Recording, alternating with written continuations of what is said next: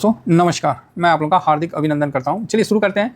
तो सबसे पहले आप लोगों को ये तो पता ही होगा कि अभी जो एडीआर है, विप्रो का, इन्फोसिस का काफ़ी डाउन है और बिल्कुल अपने अनुसार, मतलब जैसा हम लोग का प्रेडिक्शन है उसी के अनुसार ये डाउन आपको दिख रहा है।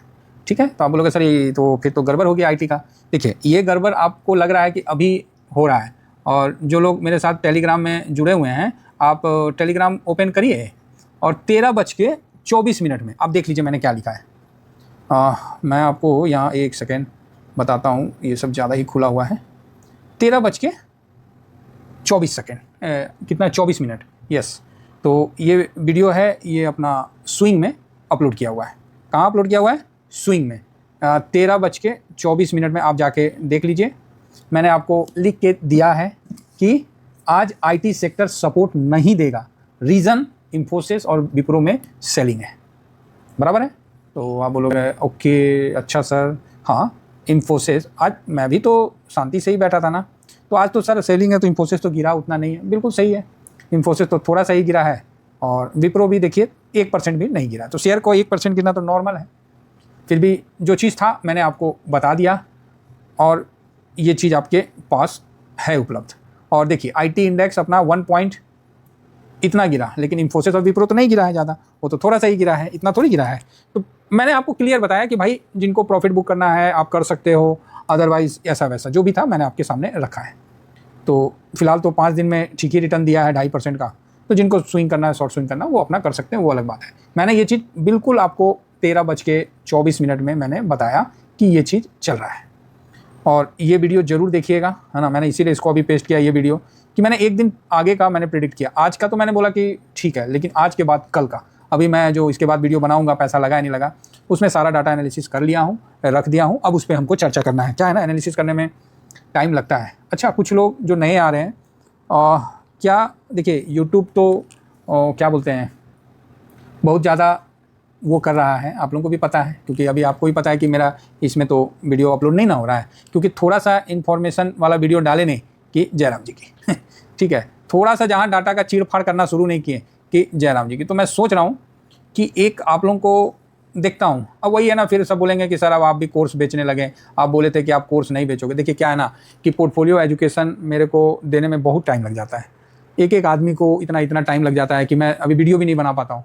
तो मैं वही, हम लोग डिसीजन ले रहे थे कि क्यों ना उसको उस तरह का थोड़ा सा मतलब करके प्राइस वाइज उसको अलग करके और उसको एक कोर्स टाइप में अपलोड कर दें। तो कॉस्मो फीड का जो है उसका लिंक में करने का। दूसरा, एक बहुत बड़ा डाटा है जो मैं चाहता हूँ कि लोगों के पास जाए, लेकिन मतलब वही बात है ना कि सबके पास जाना भी सही नहीं है, क्योंकि जो चीज़ मैं आपको बता दूंगा वो आपको थोड़ी मार्केट में कोई और बता देगा, लाइव मार्केट में जैसे अपन बता देते हैं।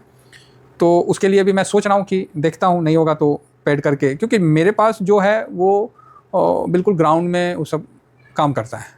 हवा में मैं चार्ट उट दिखा के ये सब फालतू वाला काम, टाइम पास वाला नहीं। अभी टाइम पास करूँगा आईटी का भी दिखाऊंगा बताने के लिए। तो प्लीज़, अब मैं कोई सपोर्ट रेसिस्टेंट, इस सब तो खाली कहावत है ना।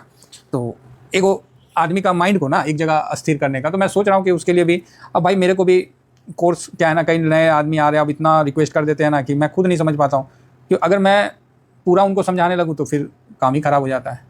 तो देखता हूँ, नहीं होगा तो फिर मुझे भी करना ही पड़ेगा, क्योंकि देखिए जो पुराने लोग हैं उनको देखने की आवश्यकता नहीं है। मैं अगेन रिपीट कर रहा हूँ। हाँ, ये है कि जो मैं वो बताऊँगा उसका तो एक तगड़ा सा मतलब रखूँगा, क्योंकि प्राइस तो रखना ही पड़ेगा ना।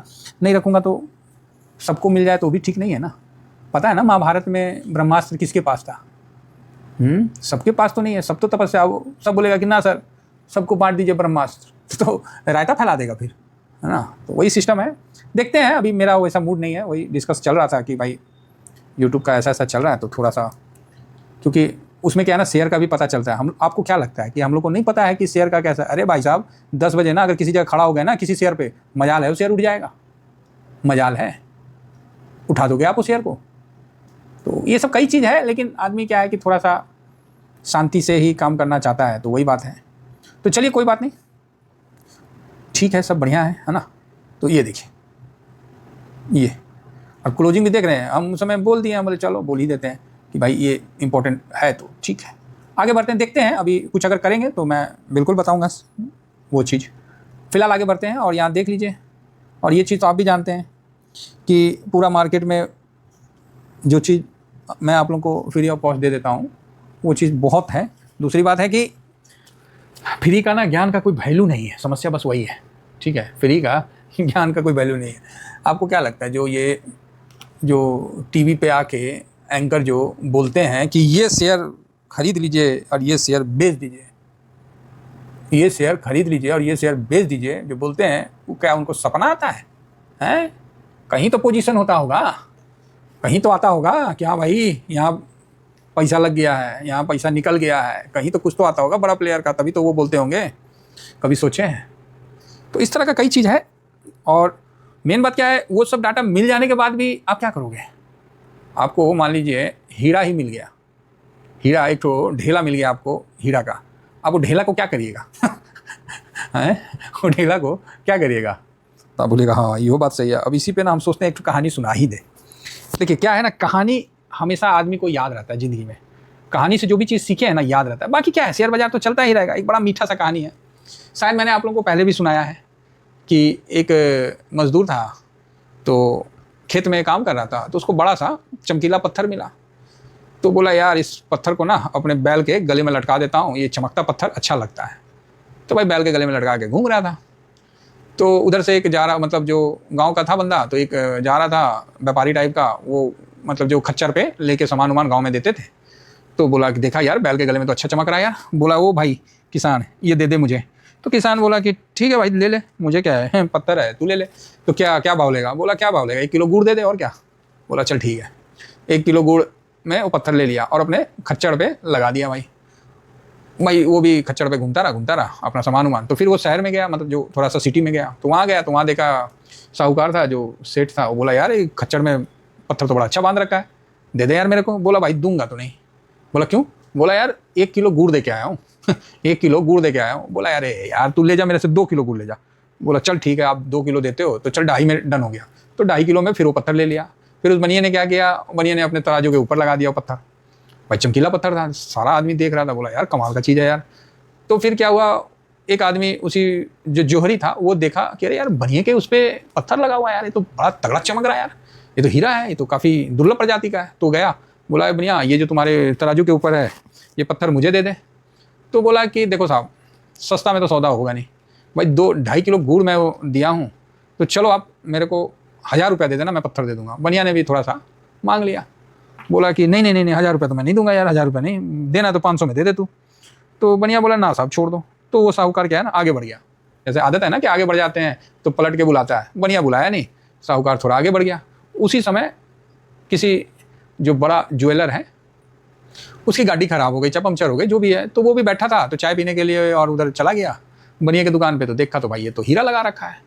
बोला सुनो ये जो तुम लगा रखे हो पत्थर ये मुझे बेच सकते हो? तो बनिया बोला देखो साहब 1000 रुपया बोला था, वो साहूकार तो दिया नहीं जो है, ऐसा करिए 1000 से 1 ढेला कम नहीं लूँगा। वो बोला अच्छा ठीक है। 1000 का माल उसको बोला कि ठीक है आप 1100 ले लो। बनिया भी खुश, चल यार माल बिक गया। और जो गाड़ी वाला था वो फटाफट उसको लिया, बोला गाड़ी बने ना बने वो वहाँ से रवाना हो गया। अब जो साहूकार था जो छोड़ के गया था 500 वाला, वो पलट के आया। वो आके बोला अरे बनिया कहाँ गया है तेरा पत्थर, चल तू दे दे मेरे को कम करके 1000 में 700 में दे दे। तो बोला ओ चाचा अब यहाँ कोई पत्थर ना है, ये निकल गया। तो क्यों? बोला ये कोई आदमी आया था वो लेके चला गया, मेरे को 1100 रुपया दिया, आप 1000 नहीं दे रहे तो अगला 1100 दिया। भाई वो साहूकार तो मतलब जो था क्या बोलते हैं सुनार जो था वो तो भाई उस पर चढ़ गया। बोला अरे पागल है क्या तू, वो कम से कम 5 लाख का माल था, इतना तगड़ा कि 5 लाख की 7 लाख जो भी हो, वो मतलब बोला कि इतना तगड़ा माल था, तूने ऐसे ही उसको बेच दिया 1100 में। तो बोला अच्छा चुप हो गया बनिया। बोला यार ये तो गलती हो गया। बोला तेरे ऐसा पागल इंसान नहीं देखें, ये वो खूब सुनाने लगा। तो बनिया धीरे से बोला ओ सुनार भाई मेरे को तो पता नहीं था कि ये पत्थर हीरा है, तेरे तो पता था, आपको तो पता था कि ये हीरा है, तो आपने क्यों नहीं ले लिया? 500 रुपये के लिए छोड़ के क्यों गया? भाई साहब सुनार को देखो तो उसका तो कलेजा कट गया। और जो ले जाने वाला वो ले जाके उसको और कितने ऊपर में बेचा तो वो वही जानता है। तो इसीलिए कहते हैं कि कोई भी डाटा तभी सक्सेस होता है जब वो जानकार के पास जाता है। बिना जानकार तो समझ ही रहे हैं बिना जानकारी का तो समझ ही रहे हैं। तो बताइए आपको इस कहानी में बुर्बक कौन निकला? वो किसान बुर्बक था कि वो सुनार बुर्बक था जिसने छोड़ दिया, कि बनिया बुर्बक था? कौन बुर्बक था? सबसे ज़्यादा कौन बुर्बक था? तो ज़रूर बताइए, इंतज़ार करूँगा आपका कमेंट्स का। ऐसे छोटे-छोटे कहानी है जो कि सुना के मैं चलते रहता हूँ। हाँ, अब आइए यहाँ पर आईटी में, तो आईटी में आप देख सकते हैं कि फर्स्ट क्लास की बिकवाली बढ़िया है। तो ये हम लोग को कितना बजे पता चल गया था? 13:24 में, ठीक है। और एक दिन पहले भी मैंने आपको ये इन्फॉर्म किया। आप ये वीडियो देखिए और जाके देख लीजिए। तो अब आप लोगों से, तो फिर अब आईटी में करना क्या? कुछ नहीं करना है, बैठे रहना है। बैठे रहेंगे और क्या करेंगे?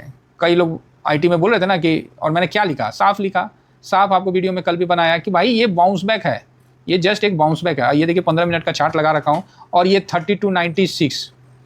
चलो ये तो लेवल पता नहीं जल्दबाजी में खुलता और उस समय स्टार्टिंग का होगा, लेकिन ये तो लेवल कंफर्म है ना 3240। इस पे तो टिका ही नहीं, खटाक से नीचे आ गया। तभी मैं समझ गया कि ओ हो गया इसका। कोई बात नहीं, अगर कल मजबूत हो जाता है तो बहुत अच्छा है, नहीं होता है तो देखिए न्यूज कुछ आ गया तब तो नहीं बोल सकते हैं।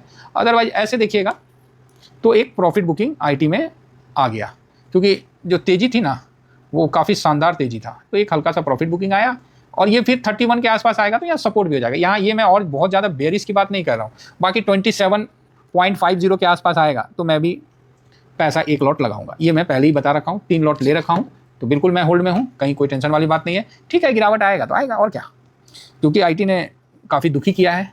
और ये लेवल को जब तक नहीं तोड़ेगा, ये लेवल को तोड़ेगा नहीं तो फिर ये लेवल को तोड़ेगा। अब देखना है कि किस लेवल को तोड़ता है। और इस लेवल को तोड़ के जैसे ही यहाँ आता है 27 के पास, ये वाला ग्रीन लाइन के पास, मेरा एक बाइंग आपको मिल जाएगा, जो कि आपको टेलीग्राम पे हम बता देंगे। और नहीं, जब तक टाइम पास करता है इसी बीच में, तो हम भी इसी बीच में कहानी सुनाते रहेंगे, टाइम पास करते रहेंगे। फिलहाल इतना ही कहकर अपनी वाणी को विराम दूंगा साहब। Thank you very much. जय हिंद, जय भारत।